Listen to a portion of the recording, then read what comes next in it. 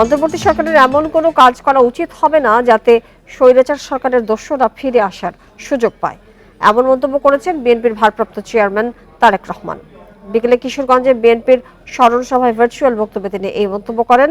ছাত্র জনতার আন্দোলনে নিহতদের স্মরণে কিশোরগঞ্জের পুরাতন স্টেডিয়াম মাঠে সমাবেশের আয়োজন করে বিএনপি।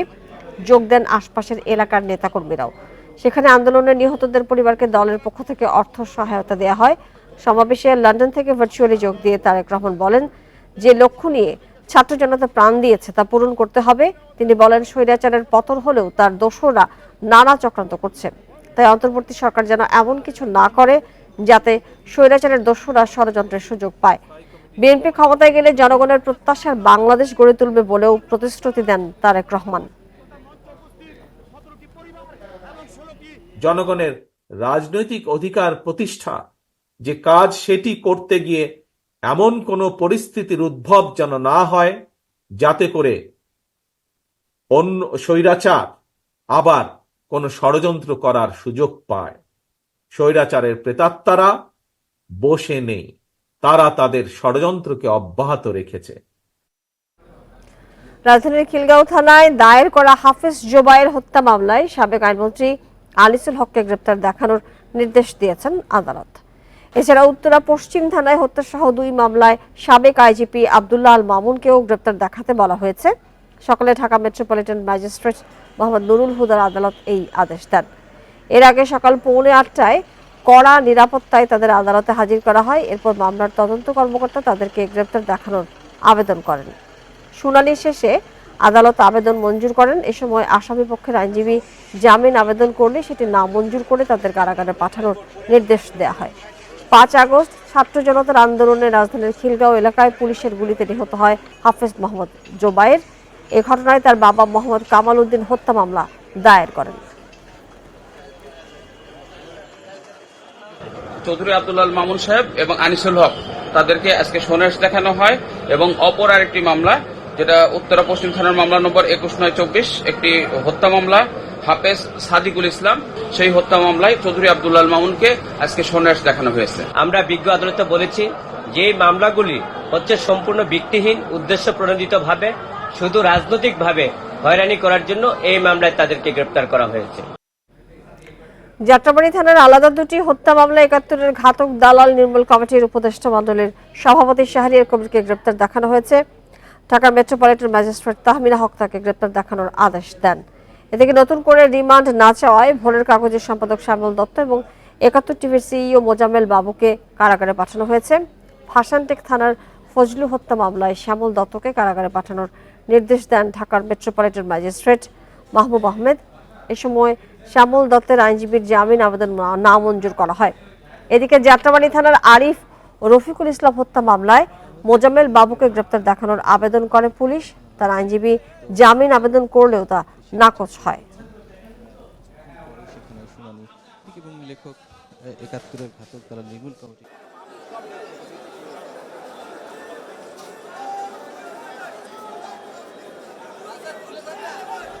বৈষম্য বিরোধী ছাত্র আন্দোলনে বগুড়ায় গুলিবিদ্ধ হওয়ার 48 দিন পর মারা গেছে কিশোর জুনায়েদ ইসলাম রাতুল।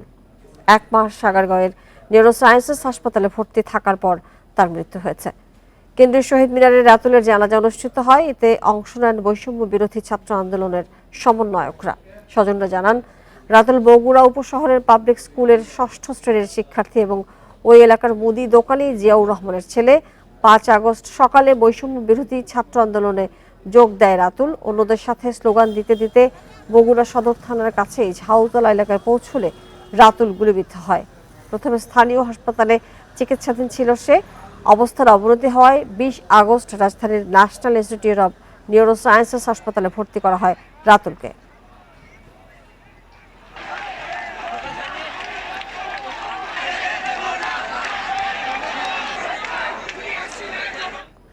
চট্টগ্রামে খুঁটির সাথে বেঁধে যুবককে পিটিয়ে হত্যার 40 দিন পর ভিডিও ভাইরাল হয়েছে। সামাজিক যোগাযোগ মাধ্যমে ছড়িয়ে পড়া ভিডিওতে দেখা যায় ওই যুবককে পেটানোর সময় গান গাইছে একদল যুবক। নিহতের পরিবারের দাবি, দাওয়াতের কথা বলে তাকে ডেকে নেয় বন্ধুরা। পুলিশ বলছে জড়িতদের গ্রেপ্তারের চেষ্টা চলছে।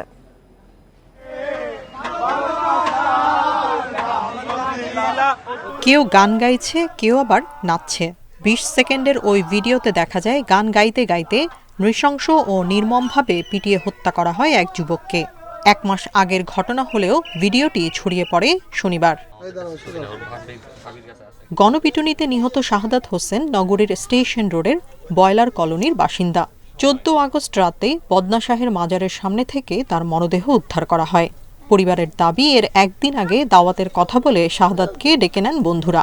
ফিট দেখা গেছে যে ওদের ছবি দেখিনি, 4 জনের আমার ছেলেটা টানি এমনি আত্মা দিয়ে ফিটটা সাথে দেখতেছে, মারতেছে। ওর বন্ধুরা আমাদের এখানে আসি ওকে দাওয়াত দিয়ে নিয়ে গেছে, আগের দিন নিয়ে গেছে, পরের দিন আমরা লাশ পাইছি। এমন ঘটনা মানতে পারছেন না এলাকাবাসীও। এই ঘটনায় জড়িতদের দৃষ্টান্তমূলক শাস্তির দাবি তাদের। মানুষ মনে করে আপনারা ধরেন নাই না, এটা কারা ফালাইছে এটা আমরা বলতে পারছি, প্রাইভেট কার থেকে ফালা দিয়ে গেছে। ওখানে মারধর করতেছে, ছাত্ররা বলছে এটা কি বলতেছে, যখন বলতেছে মোবাইল চোর। এগুলোর বিচার নাই, এগুলোর বিচার কোনখানে আছে? কোনখানে গেলে পাওয়া যাবে? এরকম কেন মারবে? এরকম মার সন্তান করে কেন মারবে? এরই মধ্যেই অজ্ঞাতদের আসামি করে মামলা করেছেন শাহাদাতের চাচা। জড়িতদের শনাক্ত করে গ্রেপ্তারের চেষ্টা চলছে বলে জানিয়েছে পুলিশ। এটা নিয়ে আমরা ইতিমধ্যেই পর্যালোচনা করছি, বিশ্লেষণ করছি। এখানে এই ঘটনায় যারা জড়িত রয়েছে তাদেরকে শনাক্ত করার চেষ্টা চলছে এবং তাদেরকে অতি দ্রুতই আমরা আশাবাদী যে আইনের আওতায় নিয়ে আসতে সক্ষম। নিহত শাহাদাত হোসেন স্টেশন রোডের ফলের দোকানে কাজ করতেন। Independent news. 60 ঘন্টা পর প্রত্যাহার করা হলো খাগড়াছড়ি সহ 3 পার্বত্য জেলায় সড়ক ও নৌপথ অবরোধ। সোমবার সন্ধ্যা 6টায় 72 ঘন্টার অবরোধ তুলে নেওয়ার ঘোষণা দেয় যুগ্ম ছাত্র জনতা। টানা 3 দিনের অবরোধে স্থবির হয়ে পড়ে খাগড়াছড়ি এবং রাঙামাটি। চট্টগ্রামের সাথে রাঙামাটির যোগাযোগ চালু হলেও খাগড়াছড়িতে বন্ধ ছিল সব যোগাযোগ। সাজেকে এখনও আটকে আছে 1,500 পর্যটক। শুক্রবারের সহিংসতার ঘটনার পর রাঙামাটি শহরের ভেতরে সোমবার যান চলাচল কিছুটা বাড়লেও এখনও থমথমে পার্বত্য এই জেলাটি। সকাল থেকে জেলার সঙ্গে চট্টগ্রামের সীমিত পরিসরে সড়ক যোগাযোগ শুরু হয়। খুলেছে কিছু কিছু দোকানপাট। ঘুমাইতে পারতেছি না। আমার কয়েকটি ফ্রিজ আইপিএস ব্যাটারি সোলার সব নিয়ে গেছে। আমাদের এই দোকানে হাতে মেডিসিন সব, আমরা এখন কি করব? কার কাছে বিচার দেব? সহিংসতার ঘটনায় জড়িতদের আইনের আওতায় আনা এবং ভুক্তভোগীদের ক্ষতিপূরণের দাবিতে মৈত্রী বিহারে সংবাদ সম্মেলন করেছে পার্বত্য ভিক্ষু সংঘ বাংলাদেশ। প্লেট ছিল 200-র অধিক, চামচ গ্লাস সব ধ্বংস করে ফেলেছে।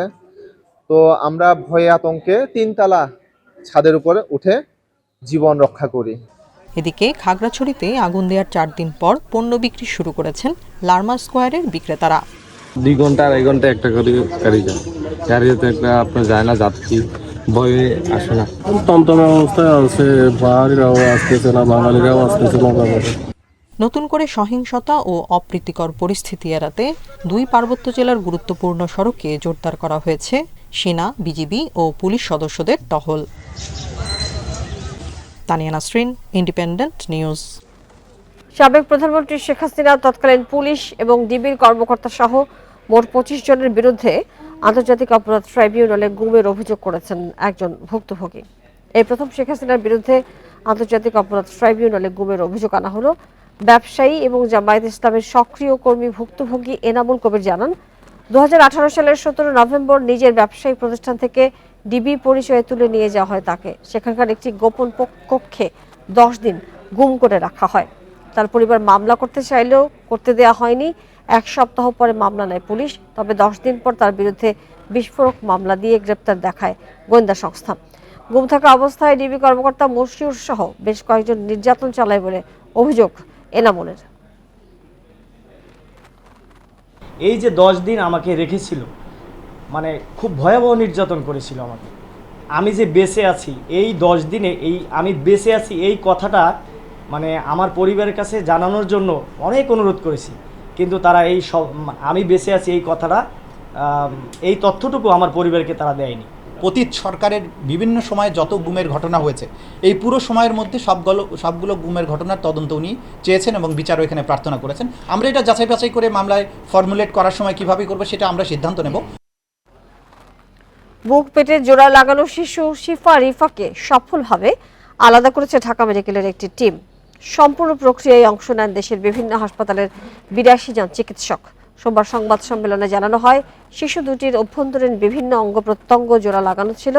অস্ত্রোপচারের পর এক শিশু পুরোপুরি ভালো থাকলেও আরেকজন কিছুটা অসুস্থ। গেল বছর বরগুনার মাহমুদের ঘরে জন্ম নেয় বুক পেট জোড়া লাগানো 2 কন্যা শিশু। তাদের নাম রাখা হয় শিফা আর রিফা। পরীক্ষা নিরীক্ষার মাধ্যমে দেখা যায় দুজনের হৃৎপিণ্ডের পর্দা, যকৃত, নালীসহ অভ্যন্তরীণ কিছু অঙ্গ প্রত্যঙ্গ একে অন্যের সাথে জোড়া লাগানো। এমনকি একজন খেলে ওজন বাড়ত অন্যজনের। অনেক তিনি পরিশ্রম করছেন এবং অনেক স্যাররা আমাদের জন্য অনেক, যেখানে গেছি স্যার অনেক হেল্প করছেন। সবার ভালোবাসার জন্যই আমরা এতদূর আসতে পারছি না, আসতে পারতাম না। প্রায় 1 বছরে বিভিন্ন পর্যবেক্ষণ শেষে 7 সেপ্টেম্বর ঢাকা মেডিকেলের শিশু সার্জারি বিভাগের নেতৃত্বে দুজনকে আলাদা করার অপারেশন সম্পন্ন হয়। যখন একটা বাচ্চার জন্মগত হৃদরোগ থাকে তখন পুরোই পার্থক্য এটার সঙ্গে ওগুলোর কোনো তুলনাই হয় না। জটিল অপারেশন সহ সব শ্রেণী মানুষের জন্য মানসম্মত সেবা নিশ্চিত করার কথা জানান হাসপাতালের পরিচালক।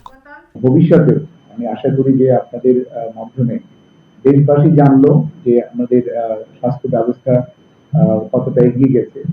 শিশু দুটির একজন সম্পূর্ণ সুস্থ হলেও অন্যজনের পিত্তনালীর কিছু অংশ খুলে যাওয়ায় তাকে আইসিইউতে রাখা হয়েছে। Khaled Raihan, independent News, Dhaka. 3 থেকে 6 মাসের মধ্যে চালু হবে বেসরকারি টেলিভিশন চ্যানেল সিএসবি। হাইকোর্টের এক আদেশের পর এই তথ্য জানালেন সিএসবির ব্যবস্থাপনা পরিচালক ফায়েজ কাদের চৌধুরী। দেশের প্রথম সংবাদ ভিত্তিক টেলিভিশন চ্যানেলটির সম্প্রচার বন্ধের সিদ্ধান্ত স্থগিত করেছে হাইকোর্ট। এর ফলে এটি চালু হতে আর বাধা থাকছে না। সোমবার বিচারপতি কামরুল হোসেন মোল্লা ও বিচারপতি কাজী জিনাত হকের হাইকোর্ট বেঞ্চ এই আদেশ দেন। আদালতে আবেদনের পক্ষে শুনানি করেন ব্যারিস্টার মাহবুব উদ্দিন খোকন। এর আগে সিএসবির সম্প্রচার বন্ধ করার সিদ্ধান্ত স্থগিত চেয়ে আদালতে আবেদন করেন বিএনপির প্রয়াত নেতা সালাউদ্দিন কাদের চৌধুরীর ছেলে ফাইয়াজ কাদের চৌধুরী। তিনি জানান, 3 থেকে 6 মাসের মধ্যে কার্যক্রম শুরু করবে সিএসবি। চ্যানেলটির আগের কোনো কর্মীকে বরখাস্ত করা হয়নি জানিয়ে তিনি বলেন, তারা আসতে চাইলে আলোচনা করা হবে। 2007 সালে সিএসবির সম্প্রচার বন্ধ করেছিল তত্ত্বাবধায়ক সরকার। এদিকে আওয়ামী লীগ সরকারের আমলে বন্ধ হওয়া চ্যানেল 1, দিগন্ত টেলিভিশন এবং ইসলামিক টিভিও সম্প্রচারে আসার অপেক্ষায় রয়েছে বলে জানা গেছে।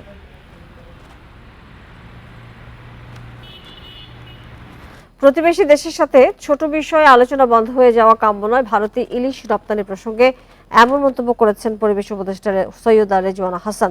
সকালে নোয়াখালীর কোম্পানিগঞ্জ উপজেলার মুসাপুর রেগুলেটর এলাকা পরিদর্শন শেষে সাংবাদিকদের এসব কথা বলেন তিনি। বলেন, ভারতে ইলিশ উপহার হিসেবে যাচ্ছে না, রপ্তানি করা হচ্ছে, যা থেকে সরকার রাজস্ব পাবে। দেশে হঠাৎ ইলিশের দাম বেড়ে যাওয়া প্রসঙ্গে পরিবেশ উপদেষ্টা বলেন, ভারতে ইলিশ যাওয়ার আগেই দাম বাড়ছে, তাই রপ্তানি হলেই কেবল ইলিশের দাম বাড়বে এমন ধারণা সঠিক নয়। এ সময় নদী থেকে বালু উত্তোলন দস্যুতায় পরিণত হয়েছে উল্লেখ করে নদী বাঁচাতে সবার সহযোগিতা চান রেজওয়ানা হাসান।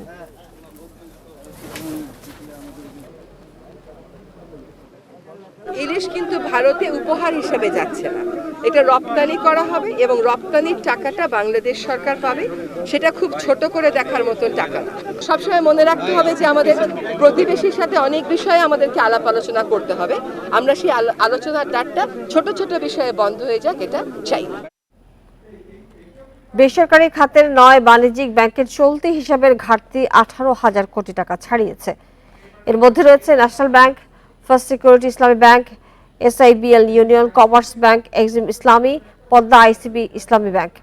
সোমবার এই তথ্য জানিয়েছে বাংলাদেশ ব্যাংক। এর মধ্যে 5টি ব্যাংক তারল্য সংকট কাটাতে বাংলাদেশ ব্যাংকের গ্যারান্টি চুক্তি সম্পন্ন করেছে। এই ব্যাংকগুলো অন্যান্য সবল ব্যাংক থেকে চাইলে সহায়তা নিতে পারবে, যেখানে গ্যারান্টার থাকবে নিয়ন্ত্রক সংস্থা বাংলাদেশ ব্যাংক।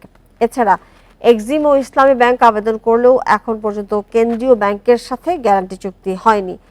এদিকে পদ্মা ও ICB ইসলামী ব্যাংক এখন পর্যন্ত কোনো আবেদন করেনি। 5টি ব্যাংক বাংলাদেশ ব্যাংকের সাথে তারল্য সহায়তা গ্রহণের জন্য চুক্তিবদ্ধ হয়েছে। তো বাংলাদেশ ব্যাংক আসলে এক ধরনের গ্যারান্টরের ভূমিকা পালন করছে। ব্যাংকগুলোকে নিয়ে আমরা টাস্ক ফোর্সের মাধ্যমে গভর্নর মহোদয় যেটা পরিকল্পনা করছেন যে আমরা তাদের অ্যাসেট কোয়ালিটি রিভিউ করব, প্রয়োজনে তাদেরকে আমরা রিক্যাপিটালাইজেশন সুবিধা দিব। অপরাধী রাজনৈতিক দলকে 10 বছর বা স্থায়ী নিষিদ্ধের প্রস্তাব করেছে আইন মন্ত্রণালয়। আন্তর্জাতিক অপরাধ ট্রাইব্যুনাল আইনে 8টি সংশোধনী চাওয়া হয়েছে। স্বচ্ছতা আনতে বিচার কাজ সরাসরি সম্প্রচারেরও প্রস্তাব করা হয়েছে। সোমবার বিচার প্রশাসন ও প্রশিক্ষণ ইনস্টিটিউটে এক মতবিনিময় সভায় বিচারে স্বচ্ছতা আনার গুরুত্ব দেন বিশেষজ্ঞরা। স্বচ্ছতা ও ন্যায় বিচার নিশ্চিতে আন্তর্জাতিক অপরাধ ট্রাইব্যুনালের আইনের সংশোধন নিয়ে মতবিনিময় সভার আয়োজন করে আইন মন্ত্রণালয়। এ সময় মানবতা বিরোধী অপরাধের মধ্যে গুম ও জোরপূর্বক যৌনাচার সহ বিভিন্ন বিষয় অন্তর্ভুক্ত করে 8টি সংশোধনীর প্রস্তাব দেওয়া হয়। এতে নেতাসহ অপরাধী রাজনৈতিক দল বা সংগঠনের বিচার, ট্রাইব্যুনালের বিচার কাজ সরাসরি সম্প্রচার, আসামিদের পক্ষে বিদেশি আইনজীবী নিয়োগের সুযোগ, অডিও ভিজুয়াল সহ ডিজিটাল প্রমাণকে সাক্ষ্যভুক্ত করার প্রস্তাবও করা হয়। বিদেশি আইনজীবীদের কিভাবে প্রেজেন্ট করা যাচ্ছে এবং ডিজিটাল এভিডেন্স কিভাবে প্রোটেক্ট করা যাচ্ছে, এগুলো খুবই পজিটিভ দিক। যারা গুরুতর নির্বাচনী অপরাধ করেছে, আমাদের গণতান্ত্রিক ব্যবস্থাকে ধ্বংস করেছে, আমাদের সংবিধান লঙ্ঘন করেছে, তাদের বিরুদ্ধে এই আইন প্রয়োগ হওয়া দরকার। তবে অপরাধী দলের নিষেধাজ্ঞা কেবল 10 বছরে সীমাবদ্ধ না করে অপরাধের মাত্রা অনুযায়ী পুরোপুরি নিষিদ্ধের প্রস্তাব যেমন অনেকে সম্মতি দিয়েছেন, তেমনি দল নিষিদ্ধের বিপক্ষেও মত দিয়েছেন দু একজন। এমন কোন দল কখনো আসতে পারে যারা ক্ষমতায় থেকে এমন কিছু করলো যাদেরকে ফরএভার ব্যান করার মতো পরিস্থিতি হতে পারে। আমাদের ফ্যাসিস্ট বা নাজি পার্টিগুলোতে যেরকম হয়েছে। পলিটিক্যাল পার্টি ব্যানিং হয়েছে কবে, লেটেস্ট কোন ইন্টারন্যাশনালতে আপনি পাবেন না, এটা খুঁজে পাবেন সেই নিউরেমবার্গের আমলে। এছাড়া প্রসিকিউশনের মতো আসামির আইনজীবীদের সমান সুযোগ দেয়া, ভুক্তভোগী ও সাক্ষীদের নিরাপত্তা, জাতিসংঘ সহ বিভিন্ন আন্তর্জাতিক আইনের সাথে সামঞ্জস্য রেখে আইন সংশোধনেরও প্রস্তাব দেন সংশ্লিষ্টরা।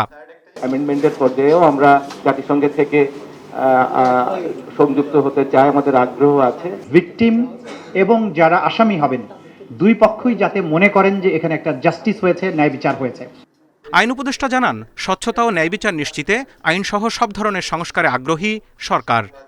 বৃদ্ধ প্রজন্ম একটা তরুণ প্রজন্মকে উন্মত্তভাবে খুনের নেশায় নেমেছিল আর কি।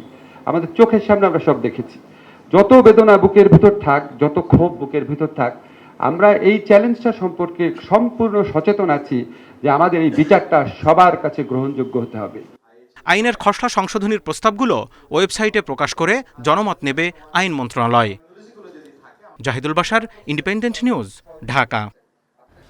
শ্রমিক অসন্তোষের জেরে আশুলিয়া ও গাজীপুরে মোট 65টি পোশাক কারখানা আজ বন্ধ ঘোষণা করা হয়েছে। এছাড়া বকেয়া বেতনের দাবিতে আশুলিয়া ও গাজীপুরে সড়ক অবরোধ করে বিক্ষোভ করেছেন কয়েকটি কারখানার শ্রমিক। এদিকে কারখানায় নাশকতা, বিশৃঙ্খলা সৃষ্টি সহ নানা অভিযোগে গাজীপুরে 24 জনকে আটক করেছে যৌথ বাহিনী। বকেয়া বেতনের দাবিতে শিল্পাঞ্চল আশুলিয়ায় একটি তৈরি পোশাক কারখানার শ্রমিকরা সোমবার সকালে সড়ক অবরোধ করে বিক্ষোভ করে। এ সময় টঙ্গী আশুলিয়া ইপিজেড সড়কে 1 ঘণ্টা যান চলাচল বন্ধ থাকে। বিগত 2 মাসের স্যালারি আমরা এখন পর্যন্ত পাই নাই এবং স্টাফদের বকেয়া বেতন 3 মাসের বাকি আছে। আমরা চাই আমাদের ফ্যাক্টরি চলুক, আমাদের বকেয়া বেতনগুলো দিয়ে দিক। চলমান শ্রমিক অসন্তোষের জেরে শ্রম আইনের অধীনে সোমবার আশুলিয়ার মোট 43টি কারখানা অনির্দিষ্টকালের জন্য বন্ধ ঘোষণা করা হয়। এছাড়া 9টি কারখানায় দেওয়া হয়েছে সাধারণ ছুটি। শিল্পাঞ্চলের বাকি সব কারখানায় উৎপাদন স্বাভাবিক রয়েছে, তবে যে কোনো অপ্রীতিকর ঘটনা এড়াতে সতর্ক অবস্থায় আছে আইনশৃঙ্খলা বাহিনী।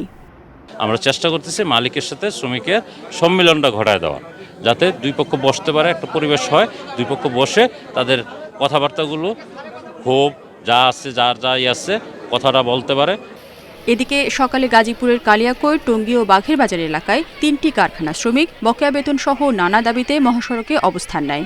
এতে ঢাকা টাঙ্গাইল ও ঢাকা ময়মনসিংহ মহাসড়কে দেখা দেয় তীব্র যানজট। দুপুর 12টার দিকে যৌথ বাহিনীর সদস্যরা শ্রমিকদের মহাসড়ক থেকে সরিয়ে নিলে যান চলাচল স্বাভাবিক হয়।